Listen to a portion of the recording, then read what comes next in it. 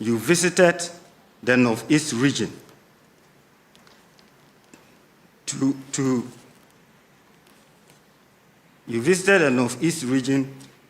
to meet with my sons and daughters on a thank you tour. Your speech delivered during the visit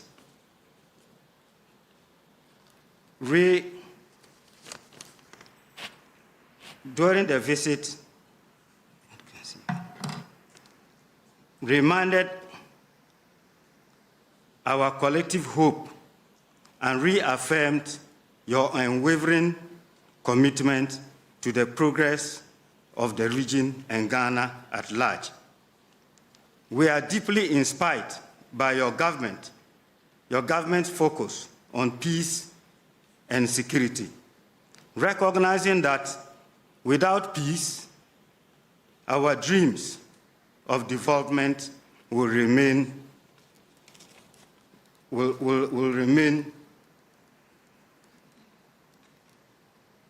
elusive.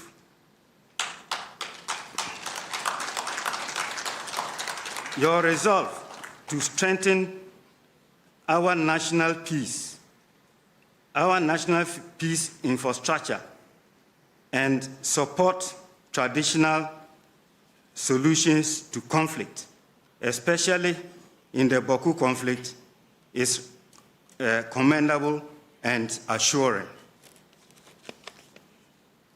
Your Excellency, under your able leadership, this government has embarked on bold initiatives that have begun to change the face of our region and the entire nation. The chiefs and people of Mampurugu are particularly grateful for the many projects you have added to our region under the Big Push.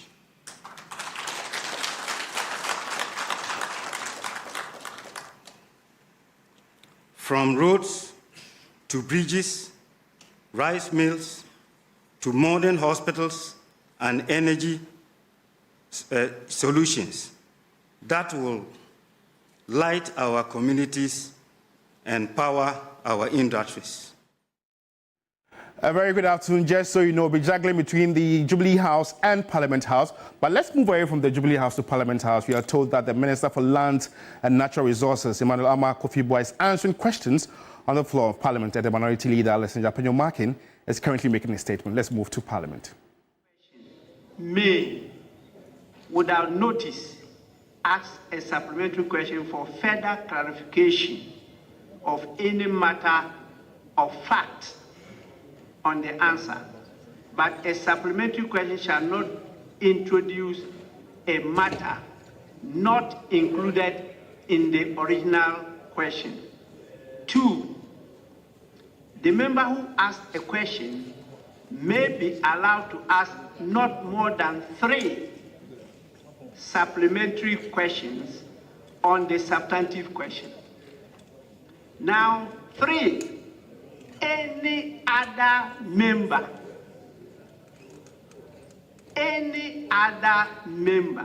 may be allowed to ask not more than 2 supplementary questions, except that the majority and minority leaders or co-leaders may each ask not more than 5 supplementary questions on the substantive question.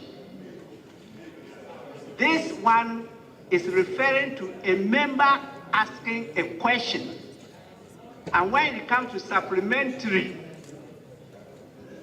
the leaders are permitted to ask more.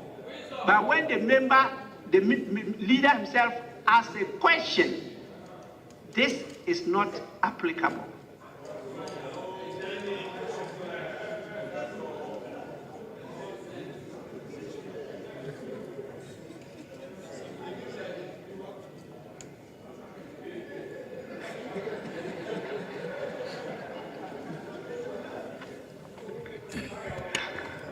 Minority Leader, you want me to bend the rules. Yes, Majority Leader. Mr. Speaker, the Minority Leader, you raised a legal issue. The Speaker was given an interpretation, and you gave your occiput to the Speaker. Yes. Yes.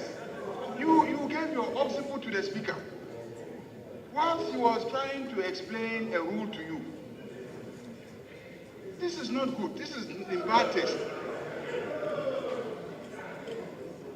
No, Mr. Speaker, it's not good. It's not a good mannerism.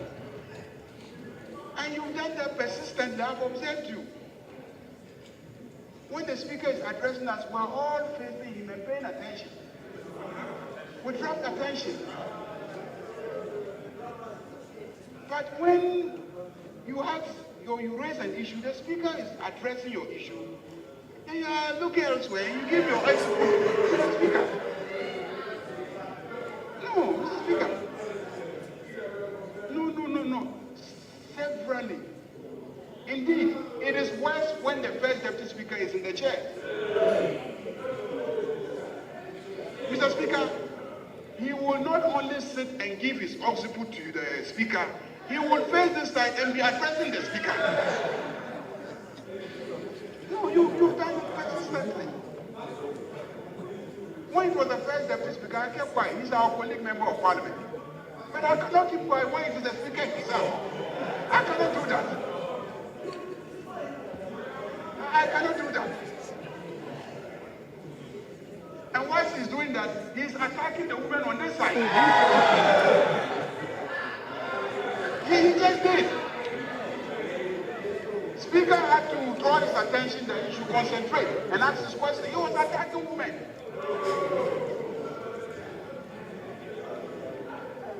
These things must stop. This is not below the belt. This is not below the belt. It is the conduct that is below the belt. It is the conduct that is below the belt. I am saying that it is the conduct that is below the belt. Please, let's respect each other in this chamber.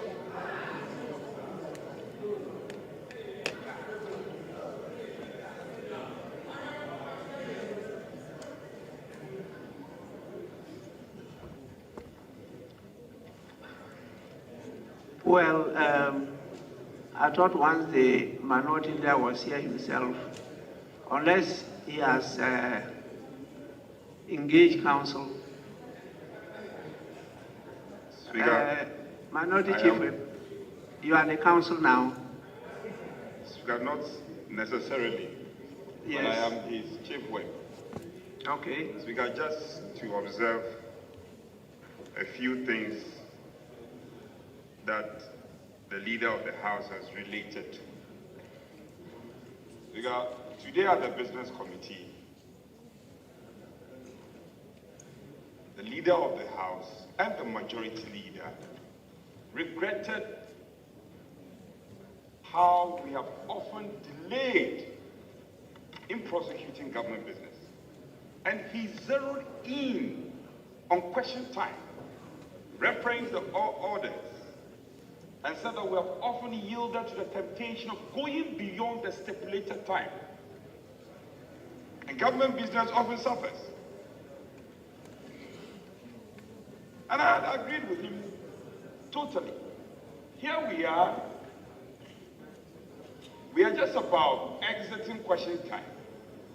And you are the same person engaging in businesses and observations that will be drawing us backwards. It will draw us backwards. And then you later on come and lament.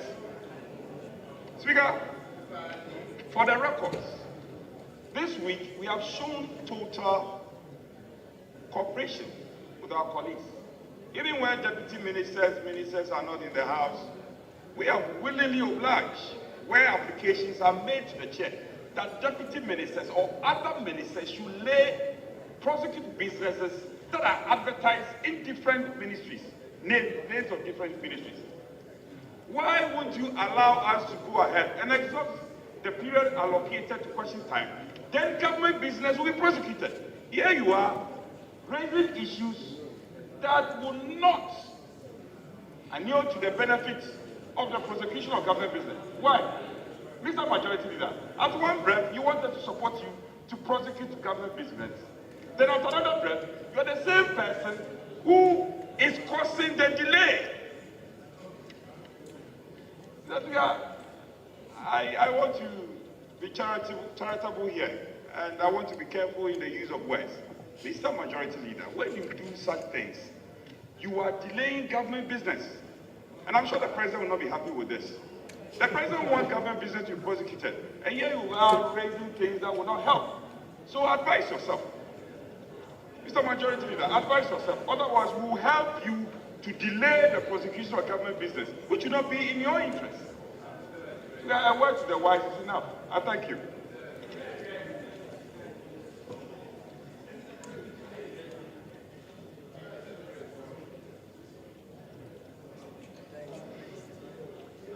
Honorable members, please, may we proceed and take note of the exchanges that have taken place. We've taken note of it, but please, let's proceed.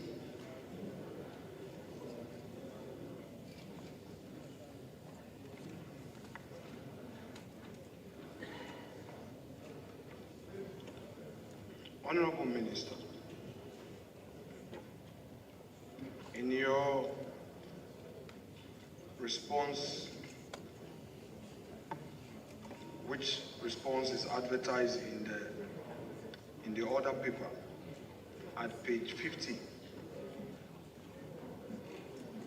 you share with us certain mitigation measures that have been instituted, and you list 4 of them. 1 out of the 4 you've already addressed. Dollars.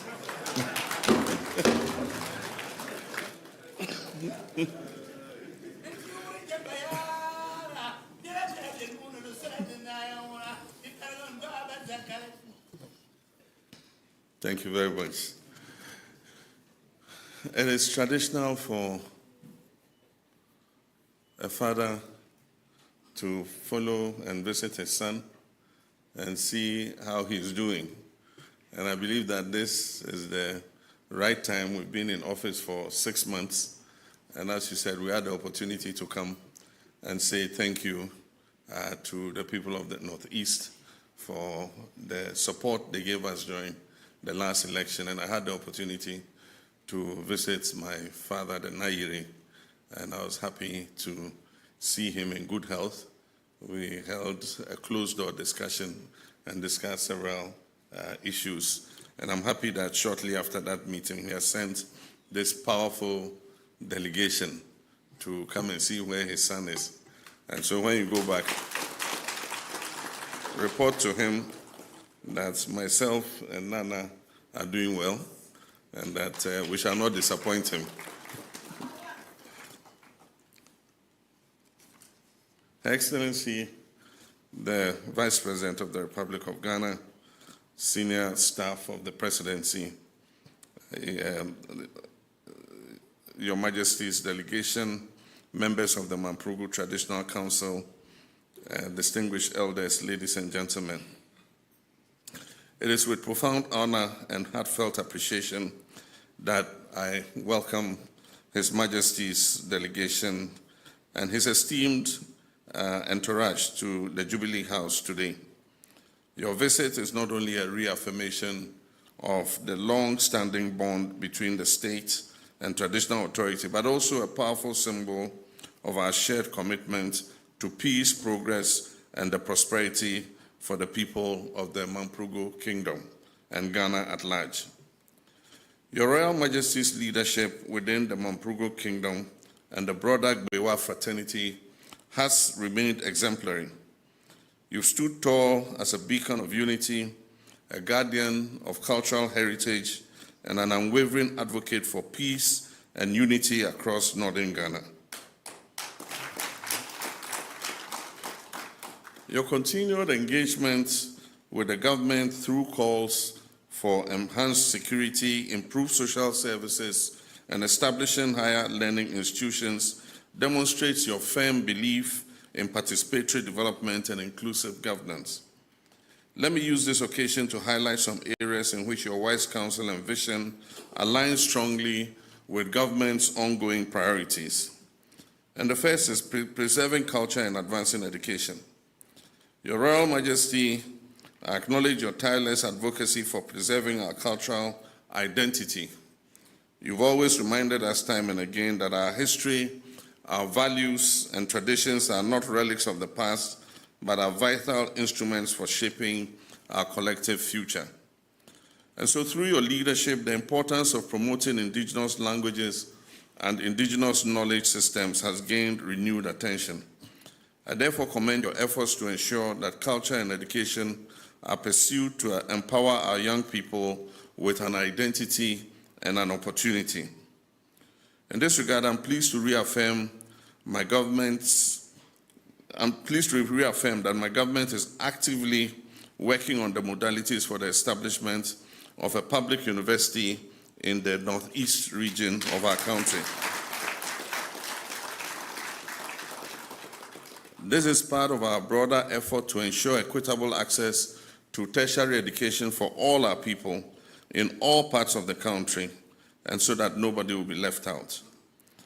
Your Royal Majesty, we recognize that development cannot be complete without reliable infrastructure, and that is why we are prioritizing the completion of major roads critical to connectivity and economic activity within the Northeast region. And these include the Nalergo-Gambaga-Waliwali Road, the Wulgu-Pasimpe Road, the Nasia-Pargu Road, the Nalergo-Bumpurgu-Nakpanduri Road, the Nalergo-Bintiri Road, the Tamale-Savlugu-Waliwali Road, and also the Nakpanduri to Kulungungu Road, which is the northern segment of the Eastern Corridor. We also will continue and hope to shortly complete the long-delayed Misho Bridge to open up the inaccessible areas, Yagaba and Fumbisi areas. These projects are all high on government's agenda and have been packaged under our Big Push infrastructural program. Equally, we are providing small town water systems to Nalergu, Gambaga, and Waliwali to tackle the persistent water challenges. The government is also pursuing the expansion of irrigation infrastructure to promote all year-round agriculture and enhance food security. In terms of healthcare, we're committed to strengthening services by constructing new district hospitals and CHIPS compounds in Yagaba, Bumpurgu, Yunyo, and Chereponi. These efforts form part of our broader strategy to bring quality healthcare closer to our citizens, no matter where they live. Based on our manifesto promise, we shall also build a modern regional hospital in the Northeast region. That will spare our people the trouble of having to travel all the way to Tamale to get specialized treatment. As also contained in our manifesto, all the 6 new regions, including other regions that currently do not have sports stadium, will be given sports stadia to promote sports in the regions. We want Yagaba Fumbisi area to become the hub of rice production in Ghana. And so a modern rice mill is to be built at Jadema.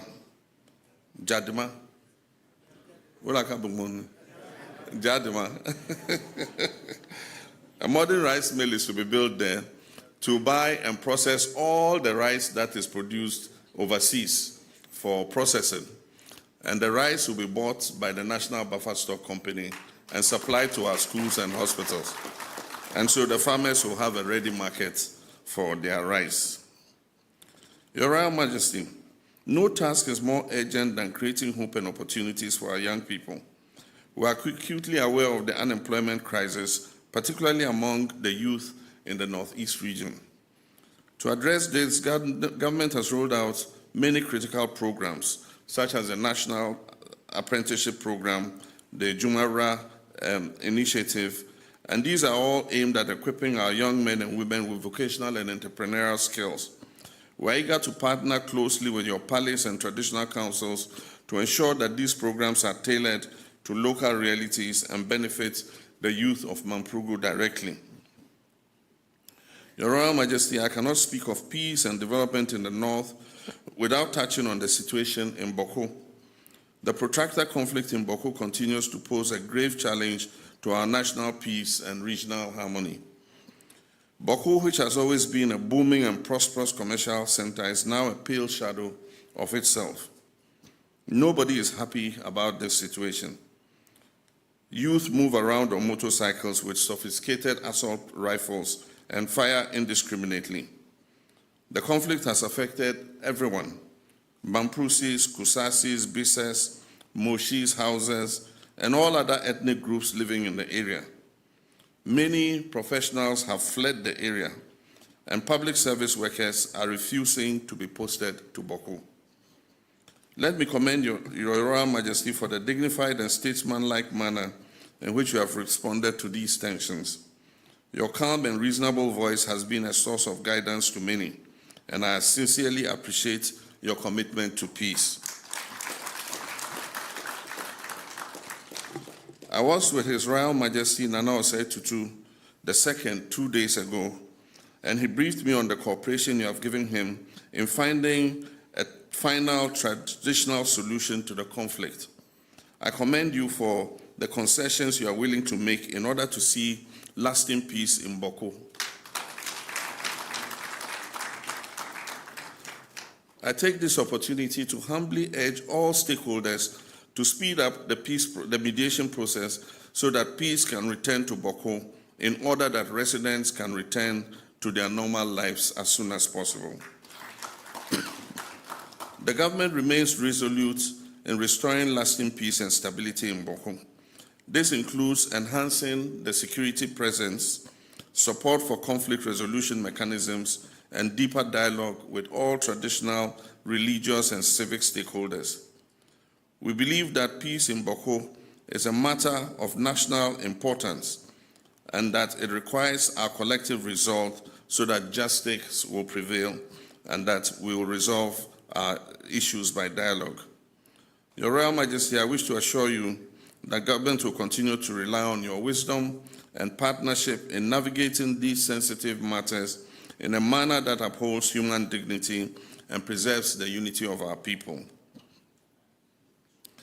Your Royal Majesty, distinguished elders, ladies and gentlemen, let me conclude again by expressing my deep appreciation to you and your entourage for this all-important visit.